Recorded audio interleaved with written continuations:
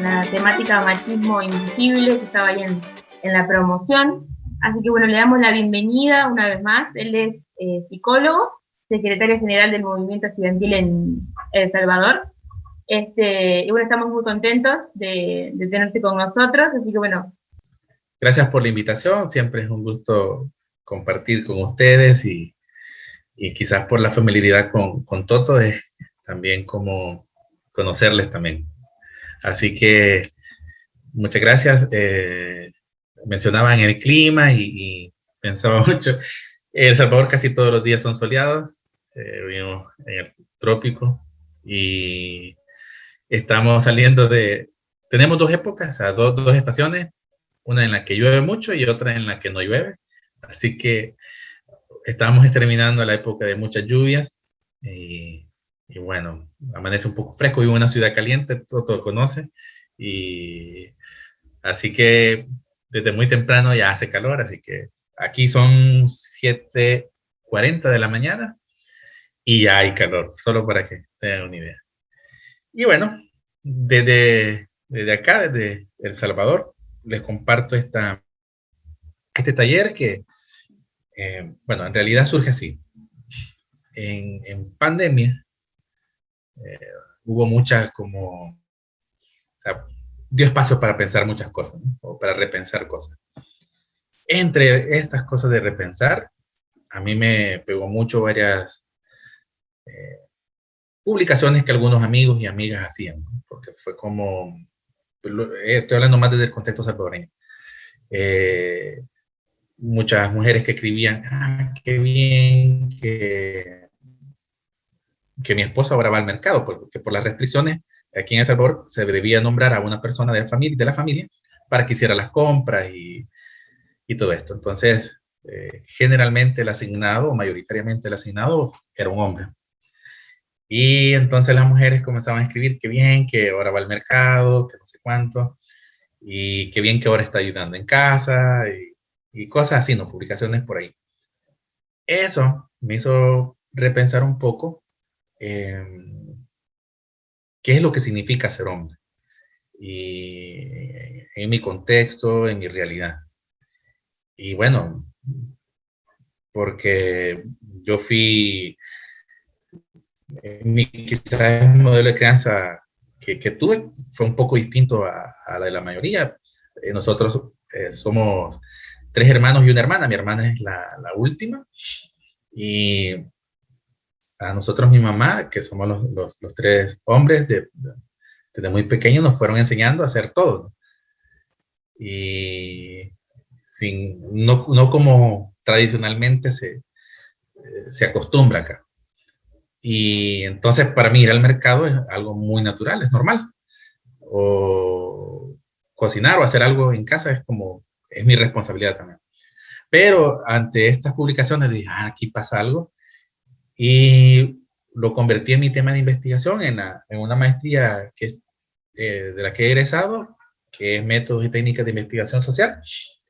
Y bueno, he ido descubriendo muchas cosas y este es como una partecita de lo que he estudiado. Solo quería que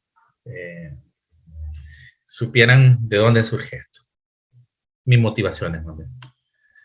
Y bien, vamos también a tener estos puntos de partida, desde el género, de lo que implica género, el abordaje, y este camino que queremos transitar, que es de lo ideológico a lo crítico. Para empezar, estamos frente a una temática que se ha fundamentado en siglos de imposición, que ha determinado roles y relaciones asumidos con naturalidad, en el que el hombre se dedica a las labores del ámbito público y las mujeres a la del ámbito privado, ¿no?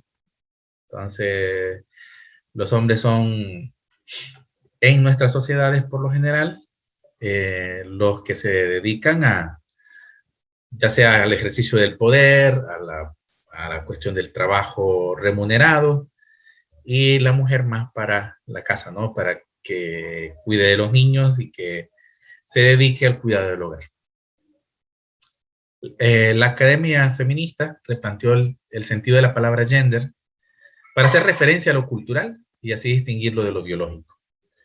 En este sentido, género alude a la construcción histórico-social-cultural, mientras que el sexo hace referencia netamente a lo biológico. Es como de ahí partimos, ¿no?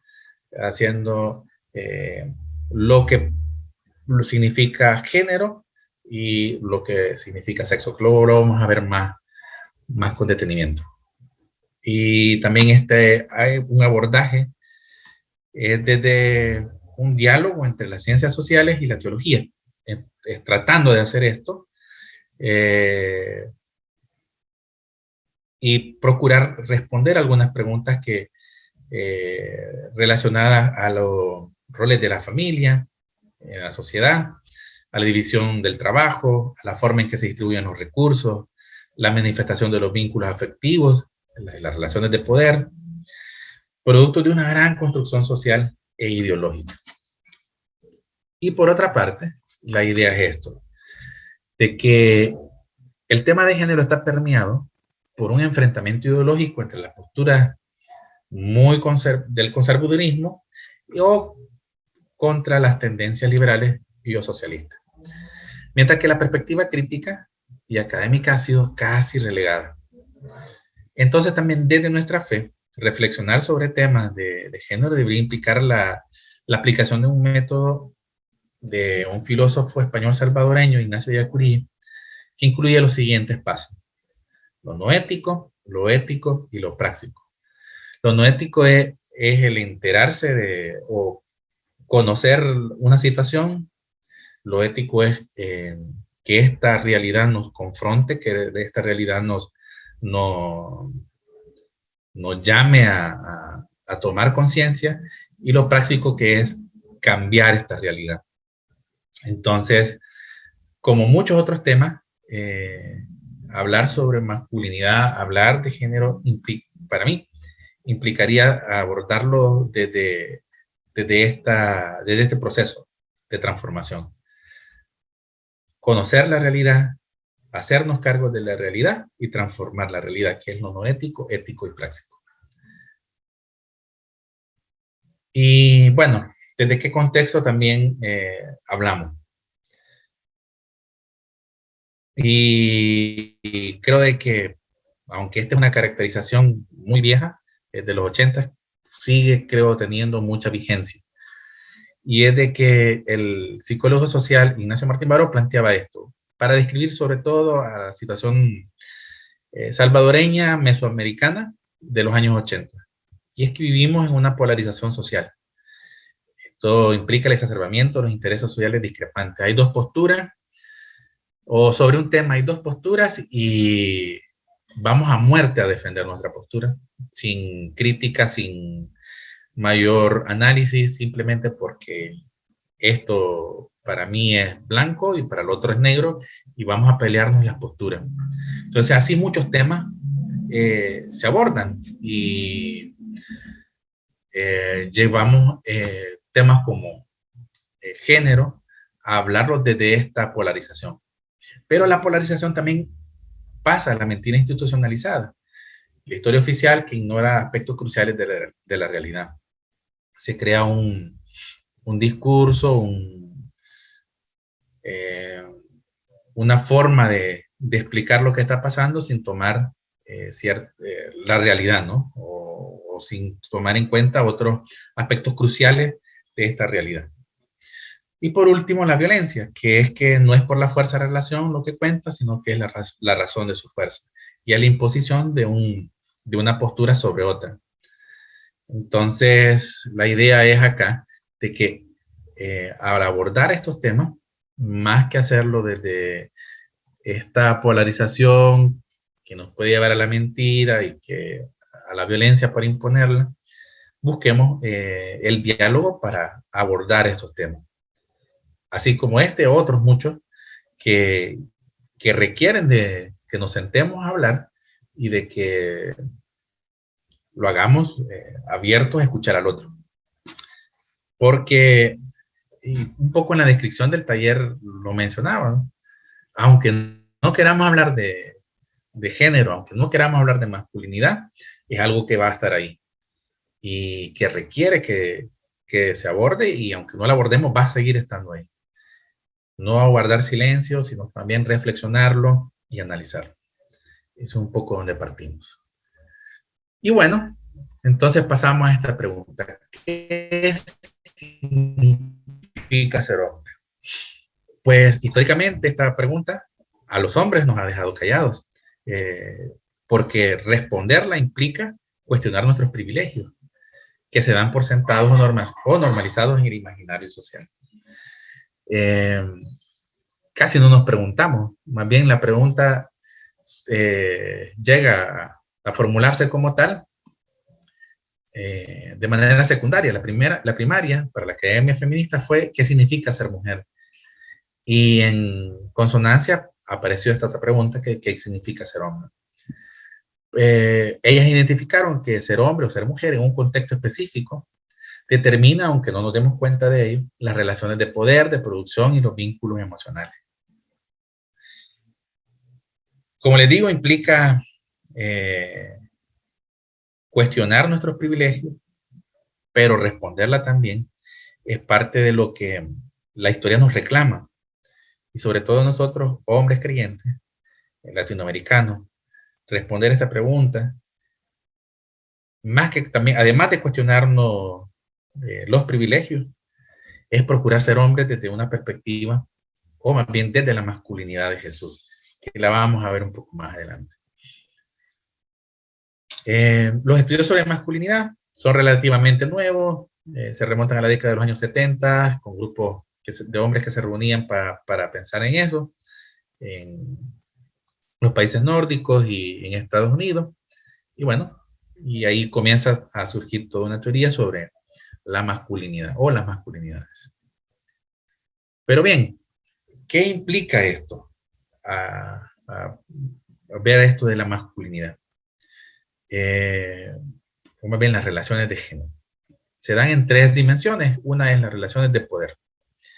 Y es que las sociedades occidentales, sobre todo, basan el poder de los hombres en la total subordinación de las mujeres y en la dominación de los hombres.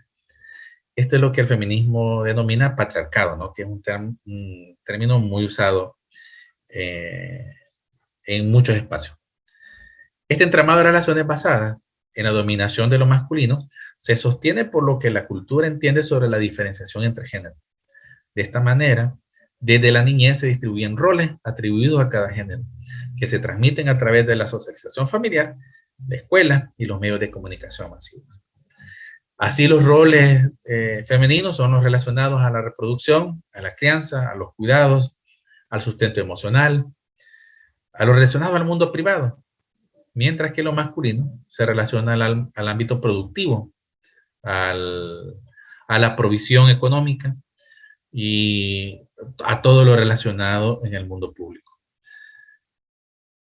Lo segundo son las relaciones de producción, porque la asignación del trabajo, aunque parezca inofensivo, se da en muchos casos teniendo en consideración el género. De esta manera, además, se perpetúa la discriminación salarial y que las mujeres no opten algunas disciplinas científicas, porque son dominadas por hombres y los entornos son hostiles.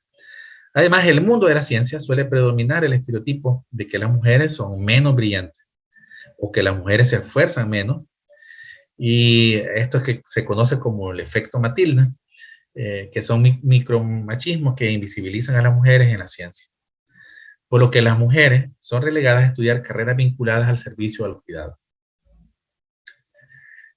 Pero además las relaciones de producción, en ellas se observan la distribución de las tareas cotidianas. A pesar de que en las sociedades contemporáneas muchas mujeres trabajan fuera de casa con horarios igual o más largos que el de los hombres, estas siempre tienen la obligación de cumplir con tareas relacionadas al hogar.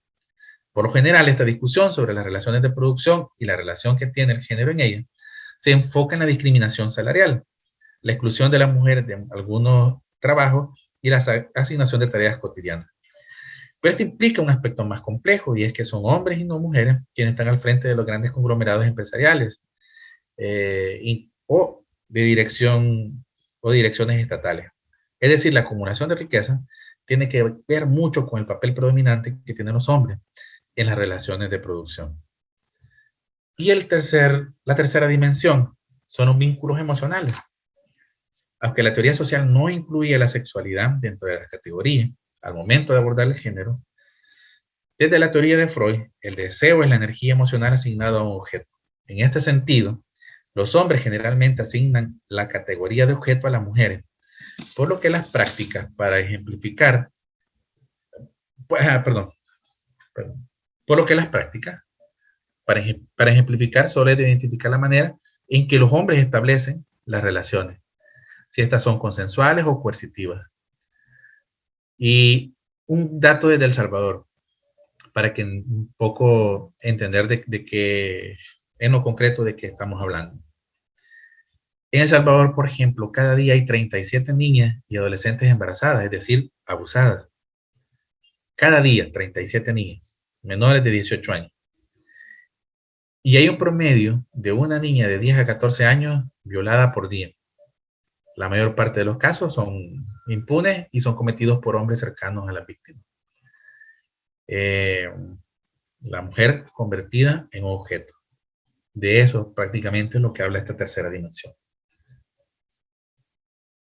Y bueno, luego de abordar esto, ¿no? Vamos a hablar sobre lo que es en sí el machismo invisible o micromachismo, más bien, que debería ser el término. Las tres dimensiones explicadas en el punto anterior nos dan un panorama general de cómo se reproducen las prácticas de masculinidad hegemónica, que comúnmente llamamos machismo. Quizás hasta acá los hombres que estamos aquí en este taller estamos pensando así, pero yo no lo hago así, yo no soy así. Y antes quizás de terminar de cerrarlo, demos un vistazo a las acciones que realizamos en el día a día, sobre las cuales no somos conscientes de que están presentes. Quien acuñó el término de micromachismo fue el psicoterapeuta argentino Luis Bonino, en los 90, el cual puede definirse como comportamientos masculinos que buscan reforzar la superioridad sobre las mujeres. Son pequeñas tiranías, terrorismos íntimos, violencia blanda, suave o de baja intensidad, tretas de dominación, machismo invisible o sexismo benévolo. Y aunque por ser comportamientos, actitudes tan presentes en el imaginario social, no son exclusivas de los hombres, sino que también son reproducidas por las mujeres. Y hay tres categorías de micromachismos identificadas por Bonino, descritas por Bonino, y una es el micromachismo coercitivo. Esta es la presión del hombre a la mujer para imponerse, haciendo uso de la presión psicológica, moral o económica. Estos son algunos ejemplos que ustedes pueden leer. Luego están los micromachismos encubiertos, que son imperceptibles y permiten que el hombre manipule a la mujer para hacer lo que él quiere y no lo que ella quiere. Nuevamente, una imposición. Y sus manifestaciones son la manipulación emocional, el abuso de la confianza, intromisión en la intimidad, engaños y mentiras. Y la tercera dimensión de los micromachismos es el micromachismo en crisis, que este se da cuando el hombre se siente amenazado por una mujer, ya sea por su autonomía, por las capacidades o por estar en posiciones de toma de decisiones. Entonces, las manifestaciones en esto es, hay una mujer que tiene muchas capacidades, que trabaja en la misma organización, entonces voy a tratar de discutir, de cuestionar toda acción o decisión que esta mujer tome. No tanto porque sea la responsable de tomarla, sino porque es mujer y porque me siento amenazado. Y los comentarios que cuestionan las capacidades de la mujer o bloquear el crecimiento profesional de una mujer creyendo o pensando, ella tiene muchas capacidades, puede ser de que me quite el trabajo, ¿no? Y aunque sucede también con hombres, la manifestación de este micromachismo específico de crisis es de que el hombre se siente entre la vergüenza y la vulnerabilidad de que una mujer sea mejor que él o que acceda a un trabajo mejor que él, lo que él tiene. Y quisiera que en esto participáramos. Esto es una contextualización de micromachismo. Esto lo publicó una chica lo compartió más bien en Facebook, una chica del movimiento de Chile, y me parece muy acertado para que dialoguemos desde esta frase. Esta es una estudiante, Javiera Beatriz, aparece en Facebook, que mientras hacía su doctorado, realizó una pequeña investigación sobre frases contra la mujer en las facultades de su universidad. Y estas son algunas, son varias, retomé 6, y quisiera que las leyéramos y tras la lectura comentáramos. Vamos a... Natalia, ¿nos puedes ayudar leyendo la primera? ¿Leo la primera nomás? Sí. Bien. A las mujeres les da por tener hijos y se olvidan de la ciencia. Por eso es que no son buenas científicas. Facultad de Ciencias Biológicas. ¿Qué opinan de esta frase? ¿La han escuchado alguna vez? O en todo caso la han percibido. Sí.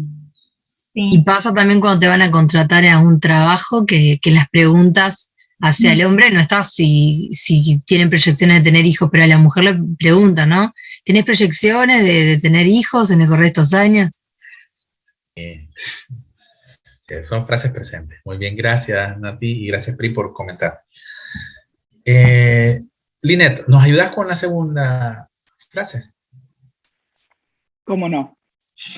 En el transcurso de mi seminario de investigación, mi tutor me llama a su oficina y me dice que yo como mujer iba a tener que escoger entre una vida de ciencia y una vida familiar. Para una mujer no son fáciles ambas. No son factibles ambas, muy bien. Factibles. Sí, sí. ¿Qué opinan de esta frase?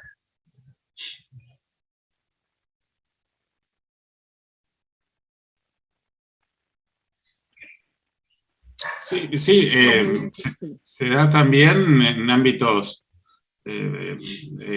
laborales, ¿no? Como que el éxito laboral o acceder a ciertos puestos no son compatibles con una vida familiar plena. Eso, que la mujer se ve compelida a elegir si quiere llegar a cierto lugar, ¿no? Sí. En algunos lugares. O tiene hijos o se dedica a esto. Muy bien. Es como un castigo para la mujer elegir tener hijos, y para el hombre es como un premio. Ah, tenés hijos. Sí, y no te afecta el trabajo. Así es. Justamente por ahí va la frase.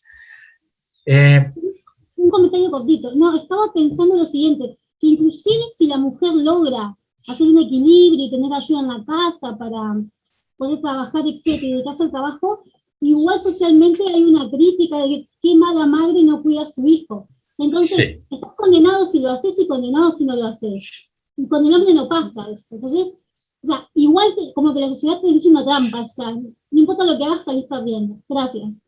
Muy bien, gracias, Cari. ¿Podría aportar también? Sí, sí. Cuando había empezado la carrera de ingeniería química y nos hicieron la primera como visita a una industria para que conociéramos qué hace un ingeniero, el ingeniero de ahí nos dijo a los que fuimos a visitar, ¿por qué no nos estábamos presentando? Porque llamaban estudiantes, no sé qué, y que ahora habían bajado las exigencias y estaban llamando mujeres. Terrible. Pero van en esa sintonía. Y creo que, o sea, son cosas, frases, actitudes tan imperceptibles, pero con una carga de machismo increíble. Cari mencionaba algo, a la mujer se le castiga siempre, si opta por tener hijos o si no. Y es esto de, aunque quizás no seamos tan conscientes de ello, cuando un hombre trabaja mucho, por ejemplo, y pasa mucho tiempo fuera de casa, es un hombre trabajador que muy bien, y que no cuida a sus hijos, es como, claro, está cansado. Estoy hablando tal vez no en el plano familiar, porque en la familia puede ser diferente, ¿no? La percepción. Pero desde afuera es, si el hombre trabaja mucho, merece descansar. Si la mujer, pero si la mujer trabaja mucho, al llegar a casa debe de cuidar. O sea, son estas percepciones que son muy sutiles. Pasemos a la tercera frase y le vamos a pedir a Pedro que nos ayude a leer. Sí. A las mujeres se les paga menos porque efectivamente trabajan menos.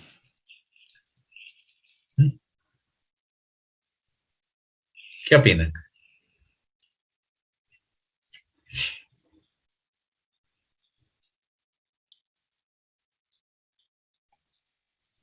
Me llama Sí, mucho, o sea, sí, adelante. digo que me llama mucho la atención que viene del contexto de la Facultad de Educación, Sí, donde perfecto. hay una gran mayoría de mujeres por lo general, ¿no? Involucrada y a todo nivel, en doctorados y todo lo demás.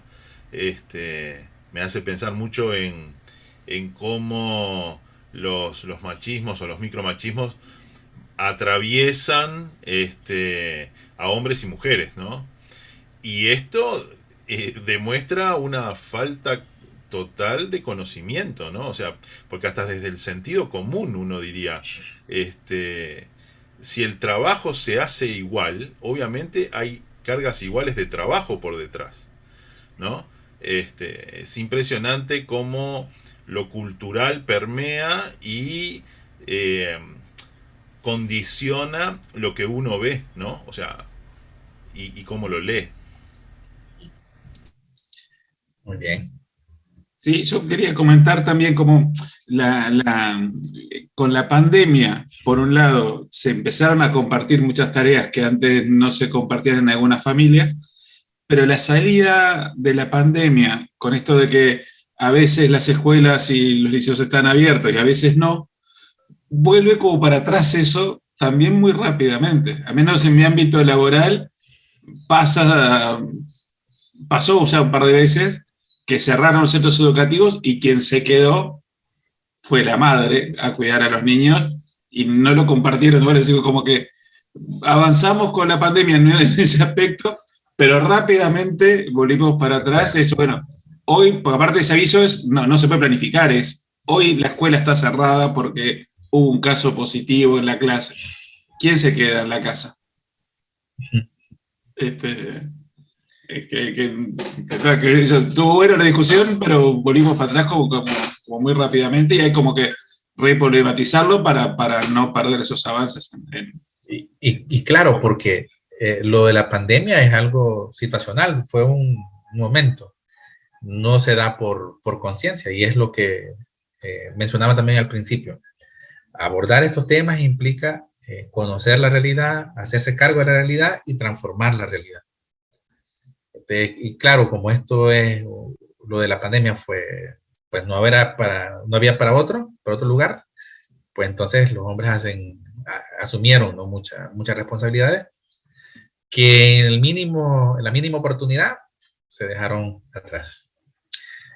Continuemos con la cuarta frase. ¿Quién me ayuda de manera voluntaria?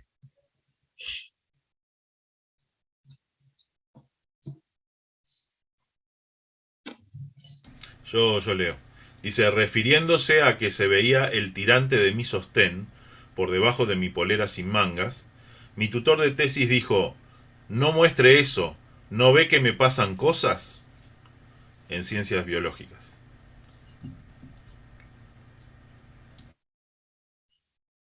¿Qué opinan?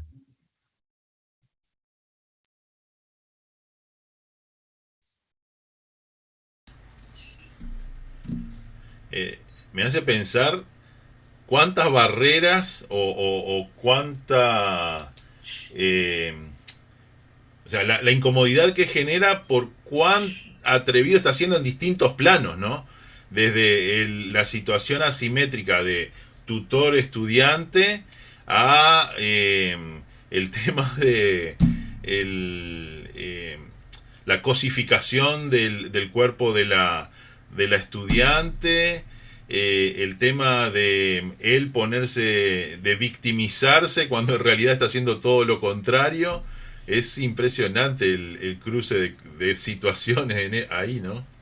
Claro. Y además es el tutor de su tesis. O sea, estamos hablando de un estudiante de grado saliendo por lo menos, y un tutor que se supone que es un académico avanzado, y además no se puede cambiar fácilmente, porque ¿cuál sería la respuesta de esta estudiante? Si, bueno, ok, buscaré otro tutor, porque la verdad que no está pensando. Igual para mí a veces está tan naturalizado el acoso que no suena a acoso, porque ya estás tan acostumbrada a recibir el acoso, que si no trabajaste en eso, si no empezaste a despertarte en eso, fue solo un comentario más. A mí me pasó 1.000.000 de veces el tema del acoso y me sigue pasando. Solo que hoy día me genera muchísima más irritabilidad y muchísimo más enojo porque todo el tiempo lo estoy viendo. Pero antes no necesariamente lo veía. Era como, bueno, un comentario choto más que hicieron, ya está. Es interesante que en esta semana que pasó, dentro de la Universidad de la República, se emitió el fallo determinando que el grado 5, ¿no?, que es el máximo grado de un docente en la Universidad de la República, que el grado 5 en matemáticas efectivamente había acosado a alumnas, ¿no?, creo que eran de maestrías. Y fue esto después de esto lleva un proceso, yo no quiero exagerar, pero creo que lleva más de 2 años. Entonces, aún a la interna de la universidad, dándose espacios y comisiones para estudiar esto, no son cosas que se determinen rápido. O sea, que tiene que ver con esta cuestión de cosas que están naturalizadas, ¿no? Bueno, se van dando algunos pasos en el sentido de denunciar y confrontar también. Claro. Pero quedémonos con esto que decía Sabrina, la naturalización que hay de este tipo de frases o de este tipo de actitudes. Una pequeña sonrisa, ajá, doctor, licenciado, no sé, no se fijen en eso. Y ahí termina la conversación, una conversación muy incómoda que, bueno, no es conversación, sino que es acoso, pero disfrazado, muy disfrazado. Pasemos a la quinta frase. ¿Quién quiere leerla? Leo. Mi tutor de tesis al finalizar mi doctorado me dice que debo pensar bien si quiero entrar en la academia porque me voy a convertir en solterona o separada. En ambos casos, en una amargada. Facultad de Ciencias Biológicas. Muy bien. Muy parecida a una de las frases que vimos anteriores. Si te querés dedicar a la academia, entonces tenés que renunciar a tu vida sentimental prácticamente. Y pasemos a la última. Disculpe, pero okay, sabes sí, que sí. pensando en eso de la vida sentimental, ¿no? Porque a veces he tenido, por ejemplo, la química farmacéutica de mi trabajo, que se dedicó a su trabajo, y eso fue lo que quiso. Pero tacharla como porque eligió el trabajo, no quiso construir una familia o algo así, eso la va a hacer infeliz o la va, no sé.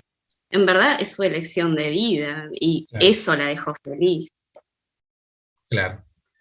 Y es que, pero nuevamente quizás a lo que dice, mencionó Karina, va en dos vías esta frase, porque si se dedica a una u otra cosa, siempre va a estar señalada o frustrada para la sociedad, ¿no? Aunque la decisión haya sido propia. Pero es más que todo, esto es la percepción que tiene la sociedad o la mayoría de miembros de la sociedad hacia una mujer que decide hacer esto, ¿no? Es como incompatible el ser exitosa profesionalmente y tener una familia. A veces, desde el punto de vista de otras mujeres que quedaron con una de las dos, también se reciben esos comentarios, como decías al principio, no es solo del hombre. Correcto. Sí, además se está refiriendo a una estudiante de doctorado. O sea, no. Claramente una académica que está siguiendo una carrera que le interesa ese tema, que dedicó, que al final de todo le diga, che, pero mirá que esto es incompatible con otros momentos de tu vida, solo por ser mujer, porque al estudiante de doctorado hombre no le van a plantear eso. Es terrible que sea común, y sabemos que es común. También la cuestión de que se la tache de amargada si toma esta decisión o esta otra, por una decisión que sí puede elegir por ella misma, porque el tema de tener hijos o pareja o lo que sea, no depende 100% de uno. No es algo que uno construye individualmente y lo logro solo por mis esfuerzos. También depende de otra persona que se alinee a la vida que quiero llevar o que puedo llevar. Entonces, como que una cosa que sí puede decidir, bueno, la lleva adelante. Sí. Muy bien, gracias, Benjamín. Y pasemos a la última frase. ¿Quién quiere leerla? ¿No? Las mujeres violadas quedan más tontas. Hasta me costó leerla. Y miren quién lo dice. Psiquiatra académico, Facultad de Comunicación. Que lo diga un psiquiatra. Mala comunicación. Ahí, totalmente. Mala. Totalmente. ¿Saben que lo duro es que no es gente, quien dice las frases, no fueron personas sin formación, sino que son académicos que de alguna u otra manera deberían de tener esa comprensión de que están hablando con personas, de que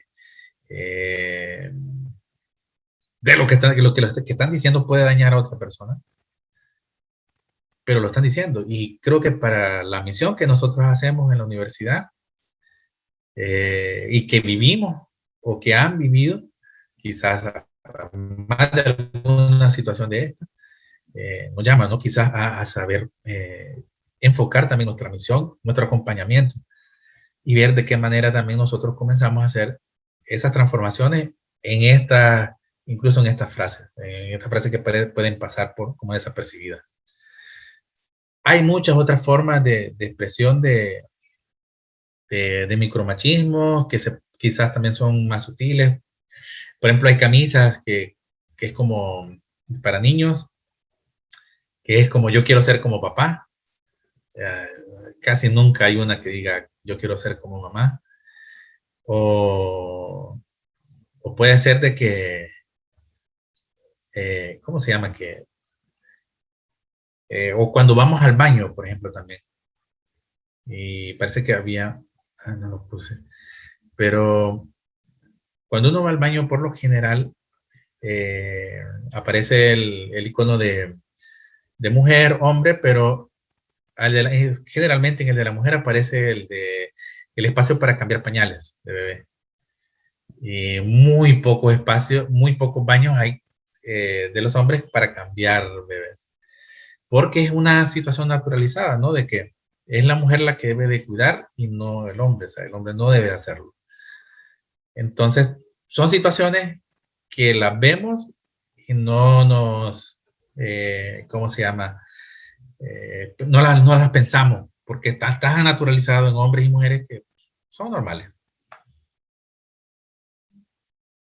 Y bueno, quisiera que compartiéramos experiencias que hemos vivido en la universidad o en la iglesia en torno a estos micromachismos, en torno al micromachismo.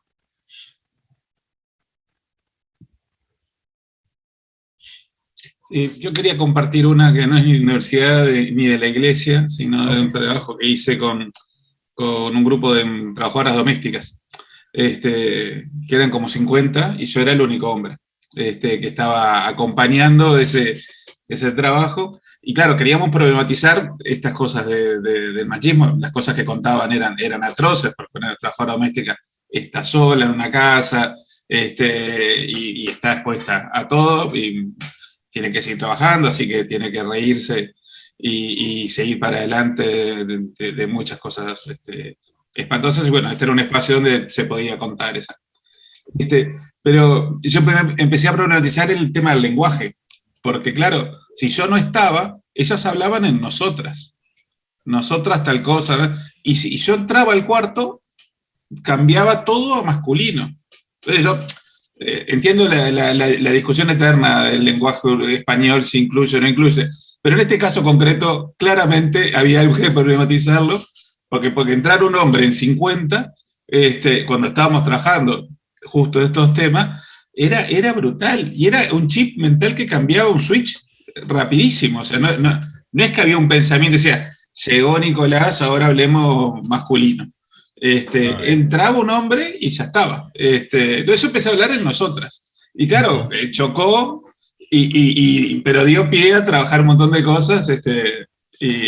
Pero era lo interesante, lo que era interesante es eso, que el chip mental está puesto y es automático. No importa la cantidad. Entonces, más allá del idioma español, la Real Academia Española o no, hay que ser consciente de ese chip, y que el lenguaje también afecta cosas y dice cosas, cuando lo usamos intencionalmente, ¿no? Era eso. Sí. Gracias, Nico. Una experiencia de iglesia, en un momento era parte de un equipo pastoral, éramos 3, 2 hombres y yo. Y como yo era como más nueva, cuando en algún momento, como al final de la reunión, de la celebración, es como que algunos acosaban a los... como que no los dejaban libres, y yo me metí ahí y decía, tenés una llamada, o alguien te quiere hablar acá, o yo no, y estaba como consciente de ayudarlos. Y cuando llegó el punto a donde la gente me empezó a conocer más, porque ya no era tan nueva, me empezó a suceder lo mismo. La gente venía a mí y yo tenía que hacer otras cosas y yo los miraba que no estaban haciendo nada y no me ayudaban. Era como que, no, era esa, como, no sé si era algo masculino o femenino, pero era como, y yo los miraba como, ayúdame. Y cero, como que lo hablamos ahí después, como en equipo, pero era una cosa inconsciente, que yo como mujer los tenía que apoyar a ellos, pero ellos como hombres, y mira que son hombres excelentes, los respeto, los quiero mucho, así que es como, no lo veía como un ataque a mí, sino algo, no sé, general, cultural, inconsciente. Muy bien, gracias, Linet. A mí me pasó que cuando nos presentamos como matrimonio con mi esposo, siempre la pregunta es dirigida a él. ¿Qué trabajas? ¿Qué estudias? O si trabajas y estudias, en el caso de él hace las dos cosas. Y cuando me preguntan a mí, ¿y vos? Y cuando digo que estudio medicina es como que hay como cierta reacción. Y yo antes lo naturalizaba pensando que era porque es una carrera larga, o yo qué sé, no sé, a veces se puede impresionar a la gente, no sé. Pero me he dado cuenta que se lo preguntan a otras chicas y es como que, mira qué bueno. Claro, es como que el hecho de que yo esté, como que es incompatible, eso lo que decía hoy también. Ser ama de casa, trabajar y encima estudiar una carrera universitaria larga. No va, eso no va. Claro, o sea, eso es que... estoy en realidad en la iglesia en la que estoy ahora, es bastante grande, son más o menos 200 personas acá en la ciudad, y si no me equivoco soy la única esposa que estudia. Después son 3 chicas solteras, carrera universitaria, ¿no? Y está. Y si vemos en el número, es bastante grande, bastante pequeño el porcentaje. Sí, esposa que estudia soy la única, de eso estoy segura. Después, chicas solteras, poquitas. Pero es como impensable.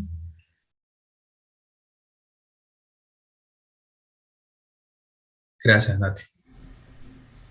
Sí, yo... Sí, podría, sí, pero a mí me pasa, o al menos mi percepción, es que en la iglesia, capaz que por el contexto donde uno más se mueve, es donde más se ve machismos, y no son micromachismos, es machismo en serio. Y a mí ya me han dicho, no sé, entre chiste y chiste, y yo tratando de corregir alguna situación, tipo, no digamos tal cosa, ya me dijeron directamente, a ella no la escuchen porque es mujer. Y tipo, y se dieron media vuelta porque soy mujer y suficiente. O sea, a mí, yo no puedo tener voz ni voto porque soy mujer. Y eso contexto iglesia. O cuando, bueno, he tenido muchísimas discusiones y debates dentro de la iglesia por esto. Y también, tipo, me dicen, bueno, pero no sé, si quiero hablar de pastoras o mujeres que dirijan, o sea, es una lucha tremenda pensar en una mujer que dirija. Entonces, no sé, a mí me argumenta, tipo, ay, Jesús no levantó discípulas, en el sentido de los 12, no dijo, ay, esta también. Y entonces empezamos todo un debate eterno que nunca terminamos, en verdad. Y así estoy todo el tiempo. Y todo el tiempo estoy recibiendo, no micromachismos, machismos en serio, ¿verdad? Sí. Gracias, Adri. Terrible, pero es la realidad de nuestras iglesias. Toto, ¿ibas a decir algo? Sí, yo iba a compartir que yo vengo de un trasfondo donde hay una justificación teológica para el desplazamiento de la mujer o el no acceso de la mujer a espacios de enseñar a hombres, ¿no? Entonces después al trabajar en una ONG cristiana donde teníamos también espacios de formación y de espiritualidad, y donde había mujeres que llevaban adelante estos espacios y los llevaban de una forma realmente excelente y con un nivel de vida espiritual, pero también de conocimiento. Es muy interesante cómo me generó a mí toda una crisis, ¿no? Y el tema de cómo entonces resolver esto. Y donde lo cultural sumado a una visión teológica condiciona y empobrece, ¿no? Gracias a Dios que tuve tiempo y la posibilidad de ir viviendo esas experiencias que ayudaron a cuestionar y a ir cambiando la perspectiva, ¿no? Ahora, también es interesante, por ejemplo, en el contexto actual, en la iglesia donde estamos hoy, donde está la posibilidad de que las mujeres puedan enseñar, son las propias mujeres las que no utilizan el espacio. Y soy consciente de eso. Muchas veces hemos invitado a que tomen una charla y en el correr del año serán 3, 4 de los 50 domingos que tiene el año, ¿no? Entonces es interesante también bueno, esto que me toca vivir, ¿no? Primero en un contexto condicionado hasta teológicamente y hoy en un contexto donde hay libertad y hay posibilidad, pero el condicionamiento cultural que tampoco impide el desarrollo pleno de eso, ¿no? Claro. Algo que, perdón, lo que comentaba Toto recién sobre, bueno, en ese caso particular de mujeres que tal vez no aprovechan ese espacio que ahora sí tienen la iglesia donde va a ir, que también hay una cuestión de que eso ya lo vas construyendo de entrada. Tal vez la iglesia, no conozco mucho la historia de la iglesia ¿cómo se llama? Bueno, la que está Toto. Pero hay una cuestión de que mucha gente viene de otros contextos, de otras iglesias, en las que no tenían esa apertura. Entonces llegar a un lugar donde sí la hay es como, bueno, ¿y ahora qué hago? Si yo no estoy acostumbrado a tener esta apertura. Pero sí, es complicado porque eso en realidad ya lo tenés que ir creando desde la crianza en el Evangelio a las mujeres que bueno, sí tienen espacio para hablar, para expresarse, para aportar. A mí me han pasado muchas veces que están en iglesias en las que los hombres tenían mucho espacio para decir cosas y decían siempre lo mismo. Y una vez, cada tanto, a alguna mujer le tocaba algún taller específico para niños, para lo que sea, y es tipo, dice cosas, o sea, aporta datos, dice cosas que no son el divague que escuchamos todos los domingos de la persona que vamos a leer tal pasaje y voy tirando, voy payando, sino que preparó eso y dio la clase. Y al contrario que uno va a la escuela, al liceo, a la universidad, está lleno de profesoras, docentes, todo, y vas a una iglesia y no hay espacio para las que, por lo general, culturalmente, son las que nos educaron, es rarísimo. ¿Podría sumar a eso? Sí. A mí lo que me genera en esto de las oportunidades hacia las mujeres es que para que la mujer sea de alguna manera valorada en su aporte, muchas veces tiene que ser magistral, tiene que ser excelente, tiene que tener cualidades allá arriba, pero a los hombres no se les está como categorizando, tipo, una charla magistral, y si no es magistral, entonces, no, es como simplemente hablaron. Pueden que aportaron, pueden que no, otra oportunidad que tengan, capaz que aporten más o menos, no sé, pero no se cuestiona tanto lo magistral y lo excelente. Claro. Pero a una mujer, y es como, para que tenga valor, tiene que ser magistral. Muy bien. Y contrasta con lo que nos mencionaba Nico también, al principio, de que su experiencia con 50 mujeres que solas hablaban mucho y que hablaban en femenino y luego con la entrada de él al cuarto ya cambiaba la conversación, ya pasaba masculino. Y cuando hay mucho espacio en las iglesias, por ejemplo, y mucha gente, muchas mujeres vienen desde esta construcción social de que las mujeres no tienen nada que aportar o que las mujeres deben de quedar en la congregación y de repente están en este espacio, pues cuesta. Quizás hay más un trabajo pastoral de inclusión verdadera, no solamente del espacio, sino que de valorar los aportes, tal como lo menciona también Sabrina, ¿no? Que no necesariamente tiene que ser una ponencia magistral, sino de que desde los saberes, ¿no? De lo mismo que un texto desde una perspectiva de la mujer puede haber. Y claro, hay muchas de nuestras congregaciones que tienen una teología que anula a la mujer prácticamente. Y hay muchos textos que ellos retoman, como 1 Corintios 12, que dice que la mujer no debe hablar, que la mujer debe de callar o que debe cierta forma de vestir, cuando en realidad el texto, y es interesante porque el texto está diciendo, hay un reclamo para hombres y mujeres por la forma en que visten, pero en ningún momento Pablo recrimina de que las mujeres participen del culto, no solamente como asistentes, sino que son mujeres las que están dirigiendo el culto. Y nunca recrimina de que ellas participen, recrimina tanto al hombre como a la mujer la forma en que están vistiendo. Y al final es como, ustedes sabrán qué hacer, pero la forma en que usan el velo o no lo usan no es correcto, pero es más una cuestión cultural. Pero no es tanto al hecho de que sean las mujeres participando del culto, dirigiéndolo. Pero a veces nosotros nos quedamos con una parte y obviamos todo lo demás. Y esta es la teología que predomina en nuestras congregaciones y que, bueno, cuesta mucho trabajo estar ahí y escuchar muchas veces cosas como esta. Desde mi experiencia eclesial, yo me congrego, vivo en una ciudad, pero me congrego en una iglesia rural y donde mi suegro es pastor y es bueno, Ingrid, que es mi esposa, que por años, bueno, así se ha congregado ahí, porque pues sí,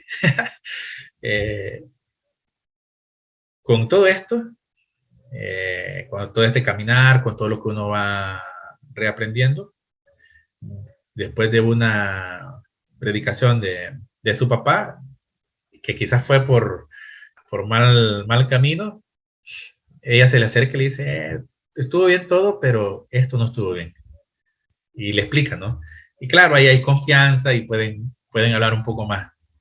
Pero cómo también desde nuestros espacios podemos ir cambiando esta forma de involucramiento de la mujer en la congregación, y no solamente de que participen del culto, sino que realmente asuman un rol protagónico. Y gracias por compartir sus experiencias. Pasamos entonces a esto, a la masculinidad de Jesús, que creo de que, considerando nuestro contexto, que se los describía al principio de este taller, polarizado y violento, con una mentira institucionalizada, en el que todo se aborda prácticamente desde lo ideológico. Hablar entonces desde ser hombre cristiano implica entonces tratar de volver la vista a la masculinidad de Jesús, porque la masculinidad de Jesús, o Jesús, el ministerio de Jesús, lo hace en una realidad que es una influencia tremenda del judaísmo y del pensamiento griego sobre todo, y de la práctica romana. Y este hombre que hace las cosas distintas, ¿no? O que hace las cosas no contrario a lo que su contexto le decía, o de lo que su cultura le decía que debía de hacerse. Y vemos mucho de esta práctica, por ejemplo,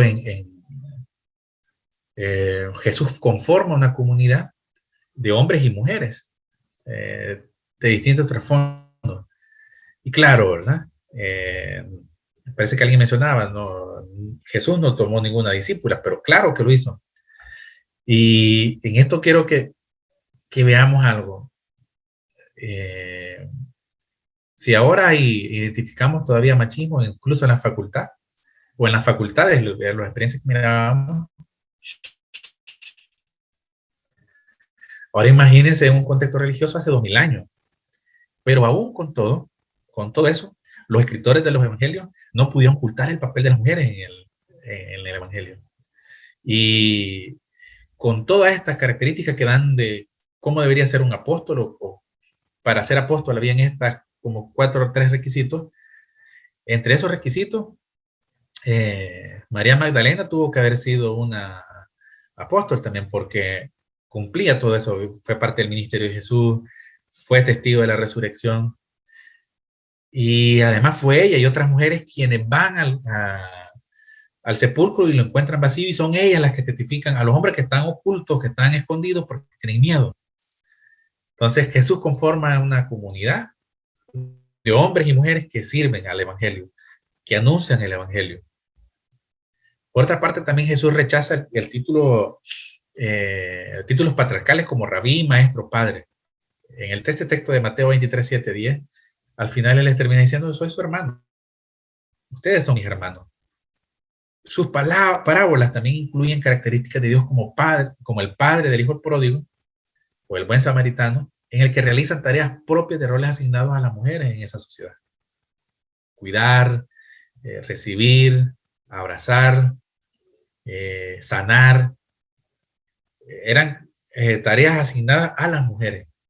Pero Jesús, hablando de Dios, su Padre, presenta a este Dios haciendo estas tareas. Escandaloso para su época. Jesús lavó también los pies de sus discípulos. Era una tarea propia de mujeres y esclavos. Y era una forma también de decir, de demostrar su humildad y todo, pero era una tarea de mujeres y de esclavos. Jesús hace, a diferencia del rol asignado a los hombres, de no manifestar emociones, él hizo lo contrario. Y esto lo vemos hasta el día de hoy, ¿no? Los hombres no deben de llorar, los hombres no deben de manifestar emociones porque lo hace débil, porque lo hace vulnerable. Pero en Jesús encontramos que lloró por la muerte de Lázaro, que alabó a Dios emocionado, se conmovió de la desgracia colectiva, y esto es interesante porque pidió apoyo emocional. En este texto de Marcos 14:34, cuando está orando y está en esa tremenda agonía de ser capturado, de saber que viene la muerte, y le pide a algunos de sus discípulos que se queden con él, porque la hora que viene es difícil, y pide apoyo. Que muchos hombres en una situación así deciden callar y sufrir en silencio. Pero vemos a Jesús, el Hijo de Dios, pidiendo ese apoyo emocional de sus amigos, de sus hermanos. Propuso el fin del código de honor dependiente de clase social. Quien quiera ser grande entre ustedes, que sea el servidor de ustedes. Haciendo también el pilar que soportaba los principios de honor, vergüenza de la masculinidad en su tiempo. Servir es, hasta el día de hoy, una característica de mujeres, incluso en las carreras universitarias que mencionaba al principio, donde hay mayoría de mujeres, es aquellas donde son carreras dedicadas al servicio de otro, o al cuidado de otro. Y Jesús le dice, ¿quieren ser grandes entre ustedes? Sirvan a ustedes. O sea, háganse servidor de ustedes. Y cambia ese paradigma, ¿no? de lo que implica ser hombre en esta sociedad de hace 2000 años. Que en muchas características sigue siendo similar a la nuestra. Y por último, mostró una sana masculinidad en la forma de establecer vínculos con las mujeres. Y este texto de la mujer samaritana de Juan 4, que para mí es clave para entender la relación hombre-mujer en un contexto de iglesia, porque, ¿cómo decir? Nos muestra ese acercamiento de Jesús rompiendo paradigmas, porque habla con una mujer samaritana, que los samaritanos son enemigos de los judíos, porque ella es mujer, él es hombre y no pueden hablar a solas, y él habla con ella, y él comienza a entender su contexto, se mete en su realidad. Uno es ¿por qué va al pozo durante el sol está más fuerte? ¿Por qué va sola? Y comienza un diálogo. Ella es judía, aparte, tienen una forma de orar y los samaritanos tenían otra. Y comienza un diálogo interesante, un diálogo que lleva de un tema a otro, de este tema a otro. Y nunca Jesús la cuestiona a ella. Hay un momento en el que ella le dice, parte del diálogo llega a Jesús a decirle a ella más bien, que llame a su marido, y ella le dice, no, pues no tengo marido, y ella le responde, ¿no? Esa respuesta de, bien has dicho que no tienes marido porque 5 has tenido y el que ahora tienes, no lo es. Y puede ser muy fuerte, pero para mí en esa parte tiene algo que hay que rescatar. Y es que quizás esta mujer, todos los hombres que se le habían acercado, se le acercaban porque la habían cosificado, porque tenían una intención hacia ella. Por primera vez alguien le hablaba, no cosificándola, sino que dignificándola. Y es ese acercamiento, esa forma de establecer vínculos, la que hace que ella reconozca en ella al Mesías y vaya y suba a su pueblo, a su aldea, y diga, allá abajo hay un hombre que me ha hablado, me ha dicho que él es el Mesías, yo he creído en él, y quiero que vayan y ustedes y lo conozcan. Y dice que toda la gente baja y conocen de Jesús, escuchan a Jesús, y todo el pueblo cree. O sea, es el papel de esta mujer que en ese contexto es denigrada por su vida sexual, por quizás la forma en que había decidido vivir, juzgada por la sociedad, y Jesús de que lo recibe y al final le redignifica, ¿no? Le da un significado de vida. Y bueno, volver a esta masculinidad, a la masculinidad de Jesús, a estos rasgos de masculinidad, creo que es el camino de que como hombres creyentes deberíamos de tomar. Tanto en la parte de la forma en que, de las relaciones de producción, de este trabajo en equipo, donde no importa que seas hombre, que seas mujer, sino que de incorporación, sin distinción, de la forma en que nos vinculamos con otros y con otras, o sea, no necesariamente con la mujer, sino que la forma en que nosotros mismos, entre hombres, nos relacionamos, volver a esa masculinidad de Jesús, creo que es el camino para hacer las transformaciones en nuestra sociedad. Mi exposición llega hasta acá, o el taller más bien llega hasta acá.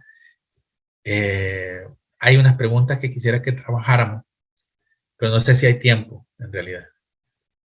Quizá la primera ya la hemos trabajado, pero quizá este es una parte más para hombres, de pensar si en nuestra vida diaria identificamos algún micromachismo que expresamos, o del que hayamos sido víctimas, en el caso de las mujeres. Y la segunda, que según los rasgos de masculinidad de Jesús, ¿cuál debería ser nuestro actuar en relación a nuestra masculinidad? Tal vez podemos escuchar 2 o 3 reacciones a la segunda pregunta. ¿Sí? Sí, yo quisiera solo Nosotras mujeres capaz que nos cuesta un poco más ver qué micromachismo hacemos nosotras, en verdad. Porque ahora estoy pensando en, no sé, decirle a un niño que no llore, o no sé, que no se exprese, o cosas así. Pero no sabría muy bien qué micromachismo reproducimos. Yo además de estudiante de la universidad, también soy funcionaria de la universidad, y algo que siempre me pasó, y lo cuento muy concreto, es que cada vez que había que hacer peso, me decían, Karina, no hagas peso porque sos mujer, deja a los varones. Y mi postura siempre fue, en proporción a mi capacidad, siempre que pueda cargar algo, lo voy a hacer. Entonces, capaz que esas pequeñas actitudes, no, bueno, no puedo cargar una caja gigante, que puedo un paquete, cargo este paquete, iré más lento, aportaré menos, pero mi rol de trabajador no lo cumplo. Y haciendo otras cosas. Porque a veces también no es lo que hacemos, no, el igual que se nos adjudica y nosotros lo aceptamos. No, dejo a los varones hacer el peso. Porque si puedo llevar 3 vasos, llevo 3, en proporción a lo que podamos, insisto. Gracias. Era eso que quería aportar. Muy bien. Hola, buenos días. Con respecto a la primera pregunta, yo la verdad que discrepo con el tema del concepto de micromachismo, porque es una cuestión ideológica, pero también creo que es un tema de marxismo cultural lo que hay detrás de todo eso. Y pero con respecto a la segunda, que era lo que quería decir, nosotros hace poco en la iglesia donde asisto hicimos un curso de los viernes para varones, estuvimos 8 semanas trabajando con un libro que habla acerca de justamente este tema, la masculinidad, no de Jesús propiamente, pero sí en base a lo que dice la Biblia. Y una de las cosas que señalábamos era el tema de la integridad, ¿no? Que creo que es algo que vital en el caso de en realidad es de todo, porque las mujeres también, pero digo en el sentido de que los varones, el tema de la integridad en el testimonio, ¿no? Esto de que hablábamos hoy de cómo dirigirte a una mujer, por ejemplo. Yo en el caso mío estoy estudiando para ser profesor. Cuando viene una alumna a hablarme, nunca me quedo como pegado, sino que trato de guardar una distancia, tampoco irme muy lejos, pero por lo menos 1 metro, qué necesitas, qué es lo que, bueno, lo que necesite, responderle, pero tratar de guardar la distancia, ¿no? Porque creo que eso es muy importante, porque a veces uno no lo hace conscientemente, pero capaz que hace algún gesto o algo que se malinterpreta y después termina todo en un problema que se podría haber solucionado solamente dando un paso para atrás, nada más. Entonces, esas cosas creo que son importantes. Muy bien. Gracias, Iván. Bueno, quizás pudiéramos llamarlo de otra manera, no necesariamente micromachismo, pero lo podemos No, al conceptualizar de respecto, otra manera. al respecto Pero- yo... Y- Perdón. Perdón, Iván, No, dale, vamos a perdón. tener un poquito también de respeto por quien me está hablando, que está terminando de hablar Oliver, y bueno, y eso, esperar ahí el momento para hablar. Ok. Pudiéramos conceptualizarlo de otra manera, pero es una realidad. O sea, la conceptualización puede cambiar, perfecto, pero por lo expresado, por lo estudiado, son realidades que están presentes. Entonces, está bien, de repente hay que conceptualizarlo, si no estamos de acuerdo quizás con esa forma de hacerlo, pero son realidades. Y algo que yo quería agregar, perdón, Nico, que levantaste de la mano, que sería bueno, Iván, también que pudieras ver el taller completo, ya que vos te sumaste mucho después, y con el comienzo de Oliver explicó justamente un poco qué era el micromachismo, a qué se refería y de qué se distinguía, ¿no? No es para seguir el tema ahora. No, yo ya sino conozco. solo No, yo te entiendo, Sí. Priscila. Yo lo voy a ver después completo, la primera media hora que no pude ver. Yo ya he leído de esto. No estoy de acuerdo con el concepto de micromachismo que se maneja y demás. Y tengo mis fundamentos para hacerlo. Nada más. Bien. Muy bien, bueno. Gracias, Iván. Ahí tenemos, Toto compartió un PDF que se lo pueden descargar ahí antes que se cierre después la sesión para que no lo pierdan, para un poco seguir trabajando, un poco viendo este tema, así que no se olviden de descargarlo. Ahí hay una pregunta, y tenemos un poquito de tiempo, así que voy a leer la pregunta de Cari, le doy la palabra a Nico, así poquitito, Nico, y cerramos este espacio. Karina ahí puso, cuando habla de cambiar la realidad, ¿cómo podemos hacerlo en nuestro entorno cuando hay una estructura rígida que debemos seguir? Perdón, pero Nico primero, sí. No, quería, muy breve, que sobre la segunda pregunta, y tomando positivamente lo que plantea también Iván, que la masculinidad de Jesús es también un llamado que nos hace Jesús a reflexionar sobre nuestras prácticas. Jesús vino a quebrar tabúes, vino a hacernos reflexionar, a repensarnos como personas y como sociedad. Y creo que ese es un llamado continuo, permanente, a todo el tiempo estar viendo cómo podemos ser mejor personas, cómo poder ser mejores cristianos y demás. Entre ellos, este aspecto, que claramente es un aspecto central en nuestra vida societaria, desde siempre. Entonces, te quiero decir eso, que el llamado a Jesús es a todo el tiempo repensarnos, reevaluarnos, ver en qué aspecto tenemos que como empezar de cero, y que Jesús nos va a acompañar en ese camino. La confianza de que ese camino no lo hacemos solos, que tenemos este compañero que está ahí para ayudarnos a este camino, que es difícil, pero que hay que hacer. Era Muy eso. bien, gracias Nico. Entonces cerramos ahí con la pregunta que hizo Karina. ¿Sí? Albert, ¿no puedes ahí como sí, responder muy bien. un poco? En ese sentido, al principio de la ponencia hablaba sobre este método de transformación que plantea Echacurí, que parte de conocer la realidad, porque solo se transforma lo que se conoce. Entonces, cuando conocemos, podemos tomar conciencia o en todo caso hacernos cargo de esa realidad, que es un poco también el proceso que se puede utilizar en la parábola del buen samaritano, ¿no? De que identifica el problema, se hace cargo del problema y transforma ese problema. Entonces, este proceso también es muy de proceso personal, porque implica reconocer lo que está sucediendo, no necesariamente mi realidad es la de otro, y conociéndole entonces yo puedo asumir, ¿no? Esta responsabilidad por tratar de cambiarlo.